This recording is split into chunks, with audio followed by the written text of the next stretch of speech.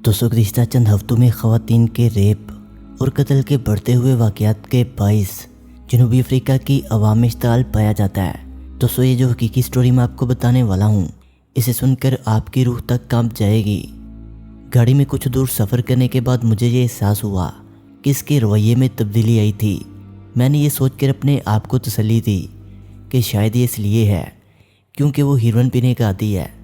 बदकिस्मती से मुझे इसका इल्म अपने तलक के दौरान बहुत बाद में हुआ।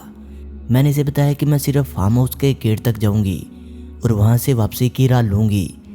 जैसा कि मैंने पहले सोचा था कि चीज़ें ठीक नहीं हैं, इसी दौरान इसके कमल ने मेरे खदशात को दुरुस्त साबित किया। इसने कहा कि तुम सिर्फ इस वक्त वापस जा सकती हो, और ये कहने के बाद गाड़ी के दरवाजे लॉक कर दिए। जब हम फार्म पर पहुँचे तो वो मेरी वाली साइड पर आया, गाड़ी का दरवाज़ा खोला और मुझे मेरे बालों से पकड़कर बाहर घसीटा। इसने मेरे सर पर लातें मारी जिससे मैं बेहोश हो गई।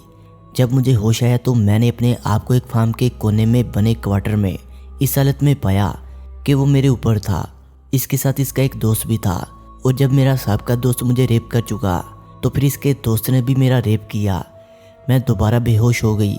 जब मैं होश में आई तो वो जा चुके थे और मेरे करीब फार्म हाउस की सफाई करने वाली खड़ी थी। इसके पास पानी की एक बाल्टी थी और वो अपने कपड़ों से मुझे ढांपने की कोशिश कर रही थी। मैंने इसे रुकने और पुलिस या एम्बुलेंस को फ़ोन करने को कहा। बाद में एक एम्बुलेंस पहुंची और मुझे अस्पताल ले गई।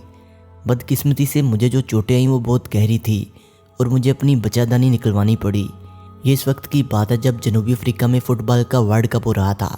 मेरा साहब बॉयफ्रेंड तकरीबन 18 माह तक मुझे जिस्मानी और जहनी तशद्दुद का निशाना बनाता रहा, जिसके बाद मुझ में हौसला पैदा हुआ और मैंने इसे छोड़ दिया। इन 18 महीनों के दौरान मैंने इसे कई दफ़ा धमकी दी कि मैं तुम्हें छोड़ जाऊंगी, मगर जब भी मैं ऐसा करने की कोशिश करती तो वो मज़ीद मुश्तअल हो जाता। वो मुझे लाते मारता, बाजुकात मेरा गला दबाता और मुझे काटता। वो हमेशा मुझे धमकी देता कि अगर मैंने इसे छोड़ने की कोशिश की तो वो मेरी बेटियों का रेप करेगा और इन्हें मेरे सामने कत्ल कर देगा। यहाँ तक कि एक मरतबा इसने मुझे टीज़र के ज़रिए बिजली का झटका भी दिया था। मैंने इस बात का जिक्र कभी भी किसी से नहीं किया क्योंकि मैं इस बात पर शर्मिंदा थी कि मैं अपने हक के लिए भी खड़ी नहीं हो सकती हूँ। इसने मुझे मेरे दोस्तों रहले-हाना से भी दूर कर दिया था क्योंकि तलाक होने के बाद मुझ में खुद एतमादी नहीं रही थी, और इसने मुझे ये बावर करवा दिया था कि मेरे घर वाले और दोस्त मेरी परवाह नहीं करते। मैं ये भी समझती थी कि वो मेरी बच्चियों को नुकसान पहुँचा सकता है। जब मैंने इसे छोड़ने की हिम्मत की तो मैंने ये इंतहाई खुफिया अंदाज में किया। ताहम इसे छोड़ने के 10 रोज़ बाद वो मेरे दरवाजे पर खड़ा था। ये कहना कि इसे देखकर मैं दंग रह गई थी तो ये बहुत कम होगा। इसने कहा वो सिर्फ आखिरी मर्तबा एक मदद तलब करने वहाँ आया था। इसने दावा किया कि इसके पास इसके चाचा के फार्म हाउस पर जाने के लिए पैसे नहीं हैं और ना ही वसाइल। इसके चाचा का फार्म मेरे घर से 25 किलोमीटर दूर था। इसने मुझसे वादा किया कि अगर मैं इसे वहाँ तक पहुँचा दूँ तो वो हमेशा के लिए मेरी ज़िंदगी से निकल जाएगा। मैंने इसका इतबार कर लिया। मेरे रेप के बरसों बाद भी मैं अपने आप को कोसती हूँ कि मैंने इसकी बात का इतबार क्यों किया कि वो मुझे कुछ नहीं कहेगा। बिलाखिर इसे गिरफ्तार किया गया और 8 साल कैद की सज़ा सुनाई गई। सन 2007 में कैद के 7वें बरस में मसाने के कैंसर की वजह से इसकी मौत हो गई। मैं पूरी ईमानदारी से कह सकती हूँ कि इन 7 बरसों में वो पहला मौका था जब मैंने सुख का सांस लिया। मैंने इसके दोस्त के खिलाफ कभी भी मुकदमा नहीं चलाया क्योंकि मैं किसी और मुमकिन समाअत के कुरब से नहीं गुजर सकती थी। मुझे मेरे साहब बॉयफ्रेंड से मुतल्लिक बुरे ख्वाब आते थे कि वो वापस आएगा, मुझे और मेरे बच्चों पर हमला कर देगा। मैं अपने वालिदैन के घर मुंतकिल हो गई थी क्योंकि मैं अकेले नहीं रह सकती थी। जब आप सांपों से खौफज़दा होते हैं तो तमाम किस्म के सांपों से खौफज़दा होते हैं, हत्ता कि इनसे भी जो जहरीले नहीं होते। बदकिस्मती से अब मैं मर्दों से खौफज़दा हूँ। मैं कोशिश करती हूँ कि इसे ज़ाहिर ना करूँ, लेकिन मुझे नहीं लगता कि मर्दों को एहसास है कि वो कितने डरावने हो सकते हैं। रेप के बाद जिंदा बच जाने वाली बेटियों की माँओं के लिए बदतरीन चीज़ ये है, आप ये सोचते हैं कि कहीं आपकी बच्चियों के साथ कोई ऐसा वाक़या ना हो जाए जो आपके साथ हुआ है। ये तबाहकुन होगा कि जो कुछ मेरे साथ हुआ है वो इनके साथ भी हो।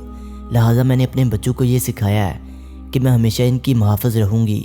वो हमेशा मुझ पर एतमाद कर सकते हैं, वो कुछ भी कह सकते हैं और मैं हमेशा इन पर यकीन करूँगी। मैं अपने बच्चों की हिफाजत के बारे में जुनूनी हो गई थी। मैंने इन्हें फ़ोन ख़रीद कर दिए और ख़ुद को मुसलसल इनकी नकलो हरकत की निगरानी करते हुए पाया।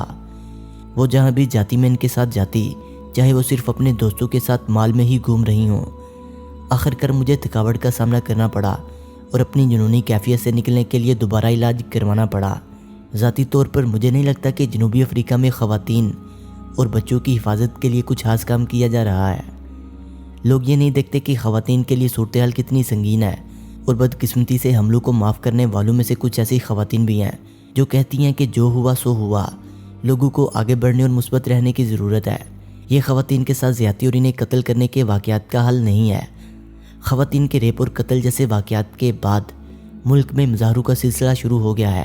سماجی رابطے کی ویب سائٹ ٹویٹر پر ایک مہم چلائی گئی جس میں ایک آن لائن پٹیشن پر 5 لاکھ سے زائد افراد نے دستخط کیے، جس کے ذریعے ملک میں سزائے موت کے قانون کو دوبارہ نافذ کرنے کا مطالبہ کیا گیا۔ دوستو، جب مرد عورت کی مرضی کے بغیر اس سے جنسی تعلق قائم کرتا ہے تو اسے ریپ کہتے ہیں، لیکن اگر عورت مرد کی مرضی کے بنا اس کے ساتھ جنسی تعلق قائم کرے تو اسے کیا کہتے ہیں؟ انگلینڈ اور ویلز کے قانون کے مطابق یہ ریپ نہیں ہے۔ تاہم اس عمل پر تحقیق کرنے والے مصنف کا کہنا ہے کہ اس عمل کو بھی قانونی طور پر ریپ قرار دیا جانا چاہیے۔ ایک غلط فہمی جس کو ڈاکٹر ویرے کی تحقیق نے ختم کیا وہ یہ تھی کہ عورتیں مردوں کے ساتھ جبری سیکس نہیں کر سکتی کیونکہ وہ جسمانی طور پر ان سے زیادہ طاقتور ہیں۔ دوسرا یہ کہ عورتوں کے ساتھ تمام جنسی تعلقات استوار کرنے کے مواقع کو مرد مثبت سمجھتے ہیں۔